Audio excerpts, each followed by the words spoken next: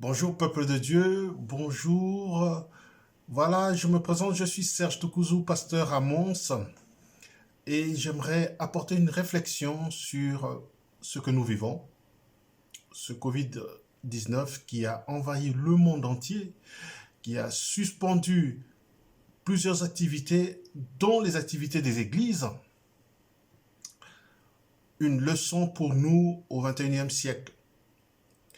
Je disais donc que c'est une réflexion que je voudrais emmener au peuple de Dieu, à tout celui qui est de la famille chrétienne, toutes tendances confondues. Nous croyons que tous nous sommes appelés à témoigner de Jésus-Christ et de son œuvre salvatrice ici sur la terre. Voici donc, je base ma réflexion sur ce passage de la parole de Dieu, ce passage de la Bible de Matthieu 28. Donc Matthieu 28, verset 20, il est écrit « Enseignez-leur à pratiquer tout ce que je vous ai commandé, et sachez-le, je vais être avec vous tous les jours jusqu'à la fin du monde. » Ça, c'est la version français courant de 97.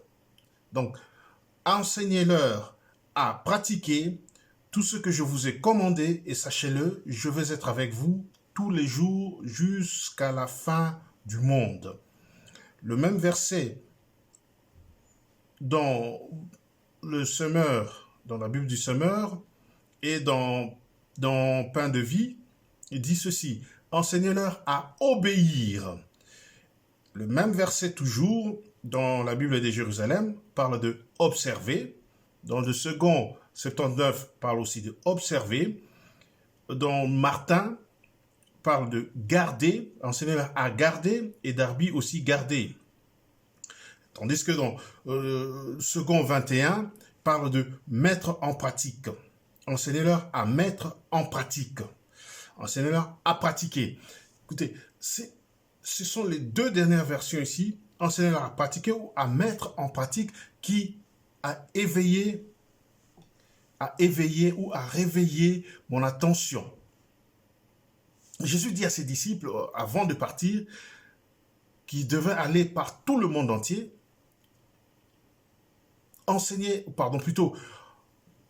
évangéliser, témoigner de Jésus, témoigner de sa résurrection, et à ceux qui croiraient, il devait leur enseigner à pratiquer tout ce que Jésus avait dit à ses disciples ou à ses apôtres.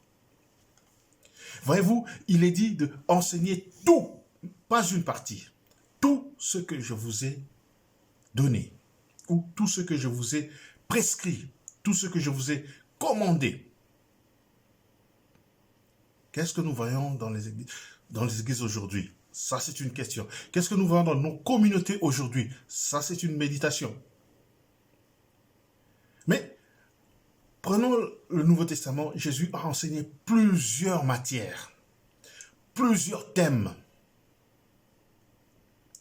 Et principalement, quand il a commencé à enseigner sur le royaume de Dieu.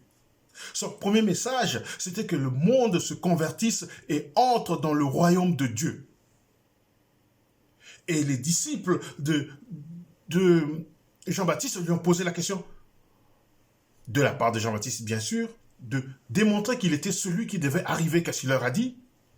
Voyez, les aveugles voient, les boiteux marchent, les sourds entendent, et le royaume de Dieu est annoncé.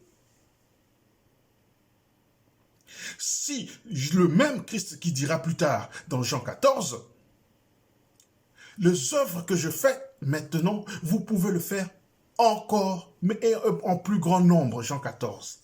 Vous regardez, je ne donne pas ce n'est pas une étude, mais c'est une réflexion. Alors, vous prendrez les notes ou vous pouvez me contacter pour les versets, mais aujourd'hui, nous voulons écouter d'abord. Écoutons. Dites, Jésus qui dit, vous ferez des choses plus grandes que moi dans Jean 14. Ce même chapitre qui commence par « Je ne vous laisse pas orphelins, je ne vous abandonne pas, croyez en moi ».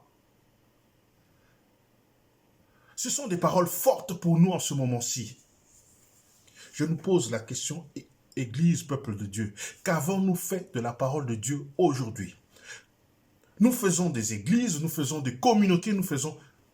Je dis ici, c'est toute la chrétienté, je parle de toute la chrétienté. Que tu sois réformé, luthérien, romain, orthodoxe ou autre encore, évangélique, pentecôtiste.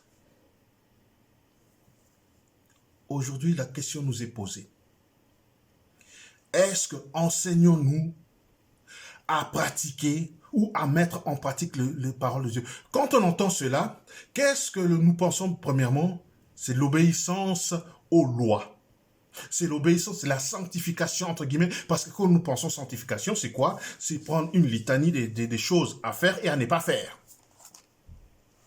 Là n'est pas la sanctification. C'est se mettre à part. C'est se mettre à part pour Dieu. Je dors, je me lève, je marche, tout ça parce que Jésus-Christ est avec moi et ma vie tout entière lui est consacrée. Si ma vie tout entière lui est consacrée, cela se démontrera par la communion que j'ai avec lui. Et de par sa communion, je mettrai en pratique tout ce qu'il m'a enseigné et par lui-même, par la relation personnelle ou au-delà de cette relation personnelle, par les frères et les sœurs qu'il a mis sur mon chemin, notamment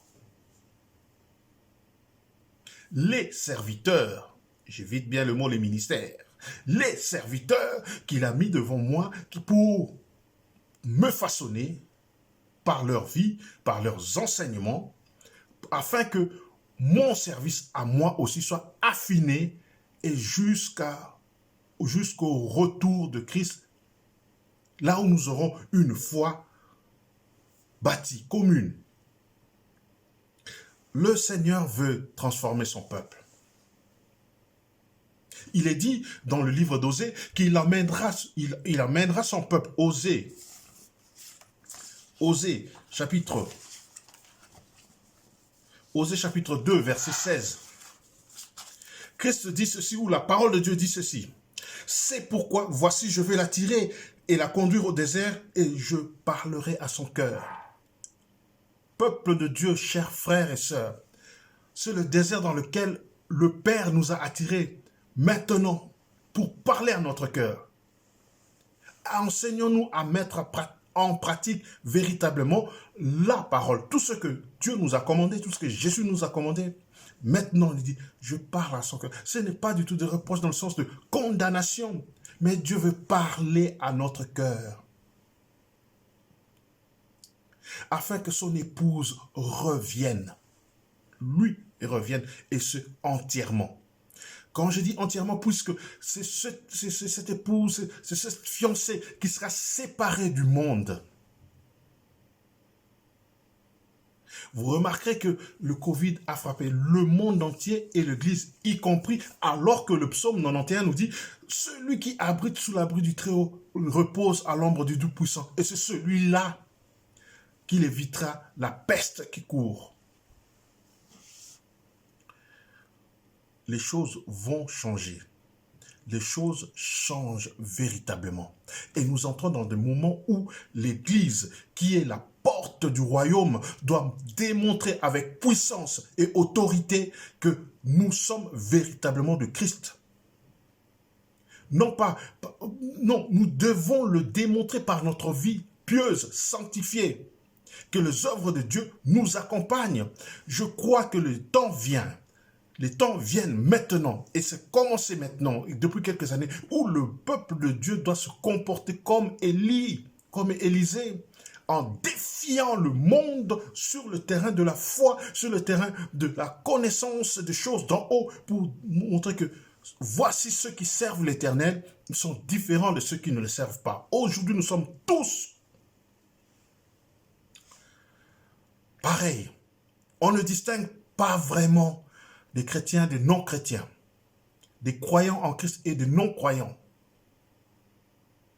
Mais il arrive un moment où, maintenant, Dieu parle à nos cœurs pour que nous revenions à lui, pour qu'il mette la séparation véritable et que nous démontrions par notre comportement, par nos agissements, par tout ce que nous sommes véritablement de Dieu.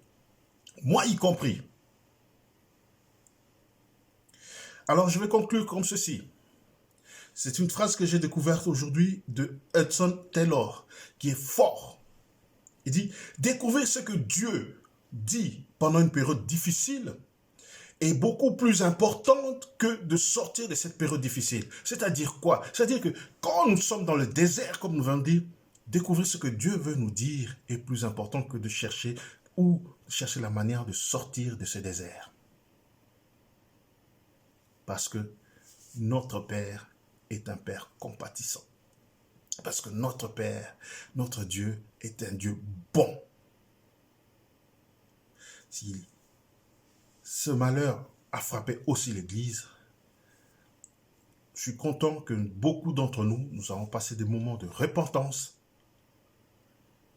pour nous remettre sur le droit chemin. Dieu est celui qui nous relève.